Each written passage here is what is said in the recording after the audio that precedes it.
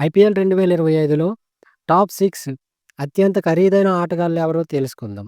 అయితే ఈ టాప్ 6లో ఒక ఇండియన్ క్రికెటర్‌కు ఇంత భారీ మొత్తాన్ని చెల్లించి కొనుగోలు చేస్తారని ఎవరూ ఊహించి ఉండరు. మరి ఆ ప్లేయర్ ఎవరో కూడా ఈ వీడియోలో తెలుసుకుందాం. Top 6 Nicholas Pooran. వెస్టిండీస్‌కి చెందిన ఈ హార్డ్ హిట్టర్‌ను 21,00,00,000 చెల్లించి లక్నో సొంతం చేసుకుంది. టాప్ 5 టీమిండియా రన్‌మేషన్ కింగ్ కోహ్లీని 21,00,00,000 చెల్లించి బెంగుళూరు రిటర్న్ చేసుకుంది.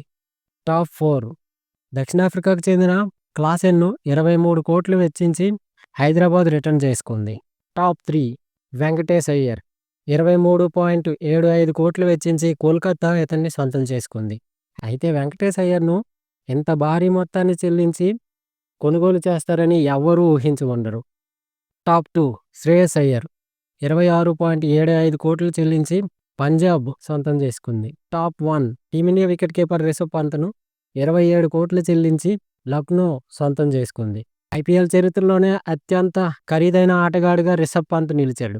మరి ఈ టాప్ 6లో మరీ ఎక్కువ మొత్తాన్ని ఇచ్చి కొనుగోలు చేశారని అనిపిస్తుందో కామెంట్‌లో తెలియజేయండి.